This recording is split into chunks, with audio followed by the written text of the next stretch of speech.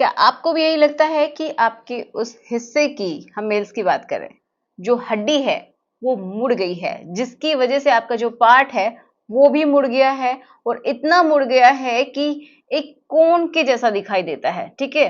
चाहे वो किसी भी साइड मुड़ी हो, इसकी वजह से आपको भी दिक्कत होती है और आपके साथी को भी दिक्कत होती है जब भी आप कुछ करते हैं। तो क्या आपको ऐसा लगता है?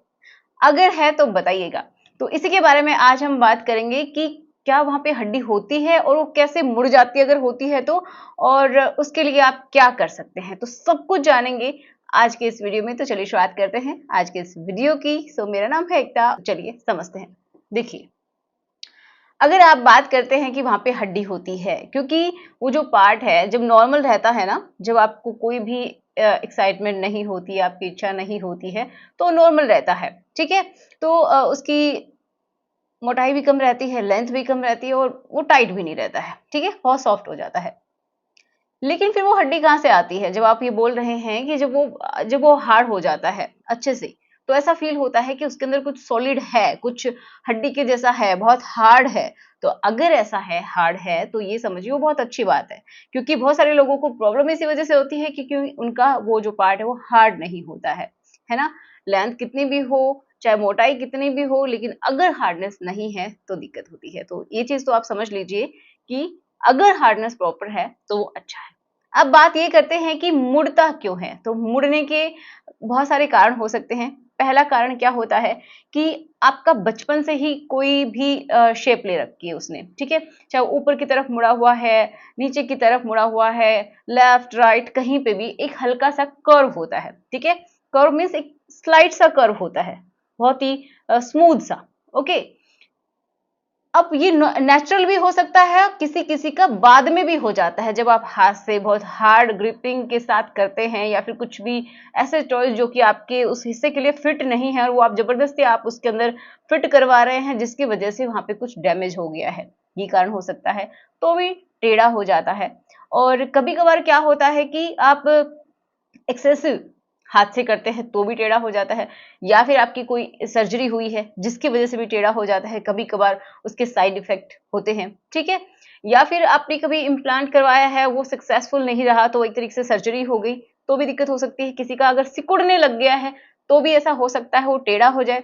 या फिर आपकी कभी भी कोई एक्सीडेंट, जो भी कुछ भी हुआ है आपके साथ, कुछ बुरा हुआ है, वहां पे ट्रॉमा लगा है, चोट लगी है, या फिर कभी जब आप करते रहते हैं तभी आपको ऐसा फील हुआ है, एकदम से दर्द हुआ है और फिर बाद में आपको लगा कि वो ठीक हो गया, लेकिन धीरे धीरे टेढ़ा हो गया है।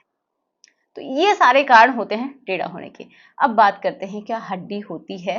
तो देखिए, इस पार्ट में हड्डी नहीं होती है, तो इस चीज को आप अच्छे से समझ लीजिएगा कि कोई हड्डी नहीं होती है। हाँ जी। अब तो होता क्या है उसके बाद आपको ये समझ में आएगा। देखिए, वहां पे सिर्फ और सिर्फ क्या होती हैं, ब्लड की वेसल्स होती हैं, और जिसमें प्योर ब्लड आता है, इम्प्योर ब्लड वहां से जाता है। जब ब्लड आके भरता है तो किसमें आके भरता है, कुछ स्पॉन्जी टिश्यूज होते हैं, मसल्स होती हैं वहां पे, ठीक है? जो मसल्स है वो फैल जाती हैं आगे की तरफ भी और साइड में भी, तो वो पार्ट हार्ड हो जाता है जब स्पॉन्जी टिश्यूज में ब्लड आके वहां पे भरता है। तो समझ में आया? जिसकी वजह से ही क्या होता है, जो हार्डनेस है वो आती हो, लेंथ भी जो नॉर्मल है विदाउट हार्डनेस, तो उससे 2 गुना से 3 गुना तक भी किसी किसी की हो जाती है, ठीक है? तो ये होता है वहां के टिश्यूज की वजह से। अब टिश्यूज कैसे होते हैं, स्पॉन्ज टिश्यूज, मतलब जैसे कोई स्पंज है, ठीक है? आपने उसको अच्छे से दबा लिया तो वो बिल्कुल सिकुड़ के आपके हाथ में आ जाएगा, और जैसे ही आप उसको छोड़ेंगे तो वो फैल जाता है। ऐसा क्यों होता है? क्योंकि उसके अंदर एयर आके भर जाती है स्पॉन्ज के अंदर। तो इसी तरीके से आपके पार्ट के अंदर क्या आके भर जाता है, ब्लड आके भर जाता है, जिसकी वजह से ऐसा होता है। दोनों साइड में वो फैल जाता है, साइड में भी मतलब उसकी गर्थ भी एंड लेंथ भी। समझ में आया? तो वहां पे कोई हड्डी नहीं होती है। अब आपको मुड़ने वाली बात भी बताई कि क्यों मुड़ता है।